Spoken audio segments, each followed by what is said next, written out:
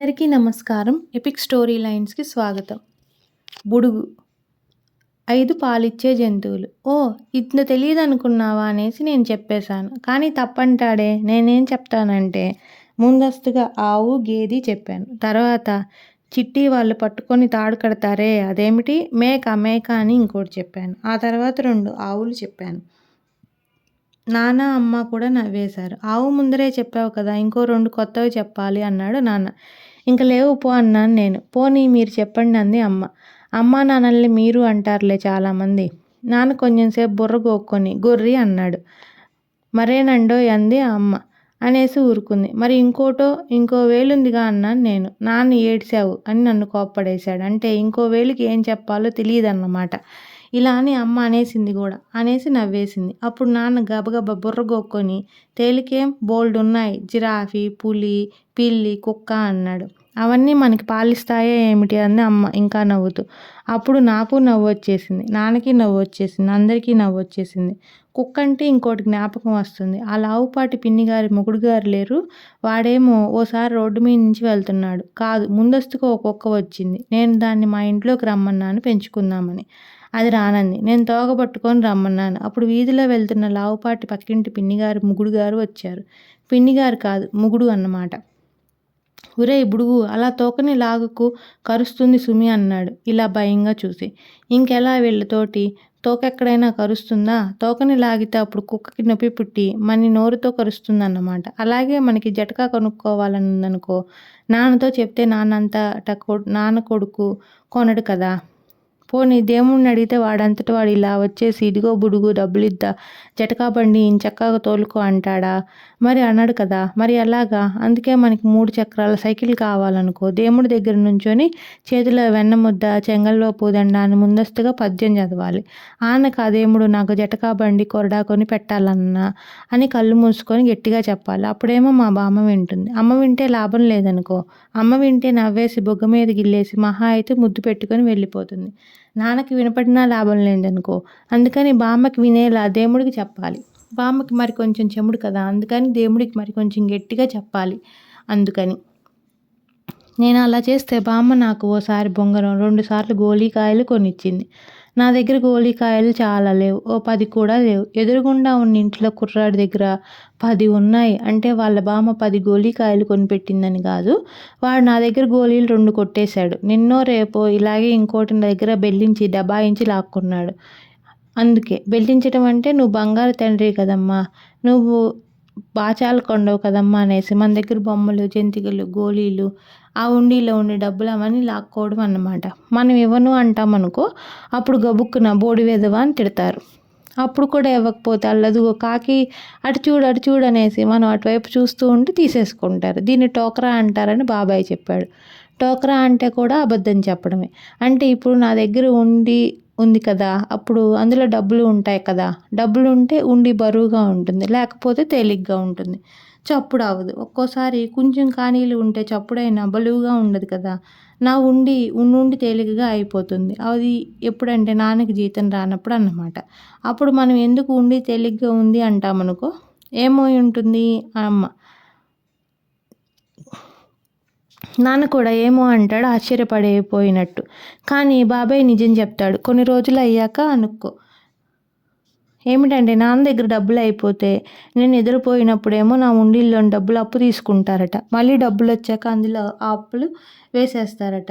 అప్పుడు ఉండి మళ్ళీ బలువుగా ఉంటుంది. ఏం మరి బాబాయ్ ఇలా అని నాకు ముందస్తుగా ఎందుకు చెప్పడు? ఆలస్యంగా చెప్తాడు కదా. ఇలా ఆలస్యంగా నిజం చెప్పిన అబద్ధమే అన్నమాట. ఇలాంటి నిజం ఎప్పుడైనా పెద్దవాళ్ళే చెప్తారు. చిన్నపిల్లలు ఆలస్యంగా నిజం చెప్పకూడదట. చెప్తే డేంజరు అంటే పిన్నిగారు మా బామ్మ పోట్లాడుకోవడం. ఇప్పుడు పిన్నిగారు ఉంది కదూ, ఆవిడకు పెద్ద జడ లేదు. అయినా పేరంటంలో కూర్చొని అబద్ధం చెప్పేస్తుంది. అప్పుడు పెద్ద జడ ఉంటుందనుకో. అయినా ఇది నిజం జడ కాదు, సవరం జడ. నేను చూశానులే. ఆవిడ ఓసారి మా ఇంటికి వచ్చి అబద్ధం చెప్పింది. నాది పెద్ద జడ, నిజం జడ అని. ఇంకోటి అమ్మ జడ పెద్దది కాదు అంది కూడా అని నవ్వింది. అప్పుడు నాకు కోపం వచ్చింది. అమ్మని ఎందుకలా అనాలి అని నిజం చెప్పేయాలని నిల్చున్నాను. పిన్ని గారు ఎంతసేపైనా నిజం చెప్పడం లేదు. ఇంకా ఆలస్యం అయిపోతుంది. మరి నేను ఒక్కోసారి చిన్న వెధవని కదా, అందుకని ఆలస్యంగా నిజం చెప్పకూడదు. అందుకని కోయి అన్నాను పిన్ని గారిని చూసి. అప్పుడు పిన్ని గారు నోరు బుయ్యి అంది. అప్పుడు నేను నిజం జడ కాదు, సవరం జడలే అన్నాను. అప్పుడు పిన్ని గారు నోరు మూయి అంది. అమ్మ నా నోరు మూసేసింది. కానీ బామ్మ మంచిది కదా! బామ్మ పోట్లాడింది పిన్ని గారితోటి, అమ్మతోటి. చిన్న వెధవని అలా గరుస్తారేమిటమ్మా అంటాను. అసలు పిన్ని గారికి నేనంటే కోపం. కోపం అంటే భయం. నేను ఎప్పుడైనా వాళ్ళ ఇంటికెళ్తే తలుపులేసేస్తుంది. నేను తలుపులో నుంచి వెళ్ళను కదా! కిటికీలో నుంచి వెళ్తాననుకో. అప్పుడు చంపేస్తా అంటుంది నన్ను అలా చూసి. ఏడ్చావులే అనేసి నేను పారిపోతా. మళ్ళా నన్ను పట్టుకోలేక వాళ్ళ మొగుడితో చెప్పుకుంటుంది. వాడికి నేనంటే భయంలే. నేను కనపడితే ఇలా నవ్వేసి ఒక అని ఇచ్చేస్తాడు. నేనంటే చాలామందికి భయమట. మరి నేను మంచివాడిని ఎందుకనో. అంతెందుకు మా నాన్నకి, మా నాన్న ఆఫీసులో పనిచేసే వాళ్ళందరికీ నేనంటే భయమే కదా! వాళ్ళ మేనేజర్ లేడు. వాడిని మా నాన్న వాళ్ళు సాయంత్రం తిడతారు కదా! అప్పుడు వాడుండనుకో అక్కడ. విగ్గులేని యముడు అని వాడికి పేరు. పెద్ద మీసాలు అవి ఉంటాయి. కానీ నిజం యముడిలా ఉండడు. నేను యముడిని చూశానులే ఓ సినిమాలో. బాగా లావుగా ఉంటాడు. మీసాలు వాడును. వాడికి గిరిజాల విగ్గు ఉంటుందన్నమాట. పిన్నిగారి సవరంలాగా. ఒకరోజు నా నాన్న ఆఫీసుకు తీసుకెళ్ళలేదు.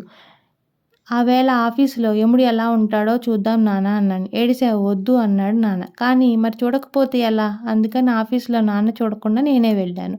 ఓ గదిలో కూర్చున్నాడు వాడు. వాడిని చూస్తే అసలు యముడిలా లేడు. భయం వేయలేదు. వాడు నన్ను చూసి పిలిచాడు నవ్వుతూ.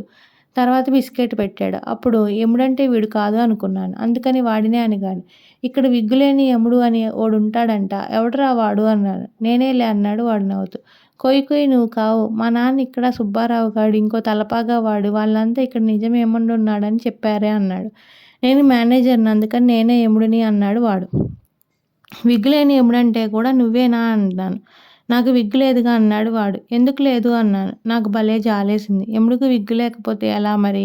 మా పక్కింటి పిన్నిగారు సవరం తెచ్చిపెట్టనా అన్నాను. వద్దులే అన్నాడు వాడు. నువ్వేనా మా నాన్న వాళ్ళ ప్రాణాలను తోడేస్తున్నావట అన్నాను నేను. మీ నాన్న వాళ్ళ ప్రాణాలు అసలు పట్టరారులే. తెచ్చి నా గుప్పిట్లో పెట్టుకుంటారు అన్నాడు వాడు. అప్పుడు నాకు అనుమానం వేసింది. వీడే నిజం యముడు గాడురా అని. అందుకే తలుపు దగ్గరికి వెళ్ళి మా నాన్నగారిగా పిలిచాను అడిగాను. నాన్న వీడేనా విగ్గులేని యముడు అని. అంతే ఒక్కసారి నాన్న వాళ్ళందరూ పరిగెత్తుకొచ్చేసి నా నోరు మూసేశారు. వెధవ ఏమిటా వాగుడు అన్నారు. అంతట్లోకి యముడు కూడా వచ్చేశాడు తలుపు దగ్గరికి. మా నాన్న హడిలిపోయాడు వాడిని చూసి. ఏదో కుర్ర వెధవండి, వాడికి తెలియదు అన్నాడు నాన్న. మరే అన్నాడు యముడు. కాదు తెలుసు, నేను పెద్ద యెదవనే అన్నాను నేను. అవును అన్నాడు యముడు. సార్ వాడి మాట వినకండి సార్ అన్నాడు నాన్న. వాడు పెద్దవాడని ఒప్పుకుంటే తప్ప అన్నాడు యముడు. అది కాదండి మీ సంగతే అన్నాడు సుబ్బారావు గారు. నా సంగతేమిటి అన్నాడు యముడు. మీరు విగ్గులేని యముడని కుర్రాడు అన్నాడు చూడండి, అది పెద్దవాళ్ళ మాట విని కాదు అన్నాడు తలపాగా ఆయన. మరే వాడికే తట్టి ఉంటుంది. మావాడు రౌదీ వెధవ అన్నాడు నాన్న. నిజమే, అందుకే ఈ పిల్లాడు విగ్గు అన్నాడు యముడు. విగ్గిచ్చినా నువ్వు యముడిలా ఉండవు అన్నాను నేను. మరేంటి ఉండరు అన్నారు నాన్న తలపాగా వాడును. రైటే, విగ్గుంటే విగ్గులేని యముడిలా ఎలా ఉంటాను అన్నాడు యముడు. ఉండరండి అసలు, మీరు యముడిలా ఉండరు. విగ్గు కొన్నా సరే అన్నాడు నాన్న. మరే అసలు యముడికి మీకు పోలికలు లేవు అన్నాడు సుబ్బారావు గారు. యముడు నవ్వాడు. యముడి పోలికలు మరెవరికి ఉన్నాయట, నాగ్గాక అన్నాడు. అప్పుడేం జరిగిందో తెలుసా? వాళ్ళందరూ నా వైపు తిరిగి ఇగో ఈ పెంకి బడవకి అనేశారు. అప్పుడు మేనేజరు, నాన్న అందరూ నవ్వేశారు. ఇంటికెళ్ళాక అమ్మ కూడా నవ్వేసింది. ఇప్పుడు సంకురాత్రి వచ్చింది కదా, బామ్మ సంకురాత్రి అంటుంది. బామ్మకు తెలియదనుకో, ఇంగ్లీష్ కూడా రాదు బామ్మకి. మరి నేను పెద్దవాడిని అవుతే కలెక్టరే అవుతాడు అంటుంది బామ్మ. కలకటేరు అంటే ఇంగ్లీషు, అసలు అది కలెక్టర్ అన్నమాట. బామ్మకి తెలియదనుకో, అందుకని కలకటేరు అంటుంది. ఏం చేస్తాం?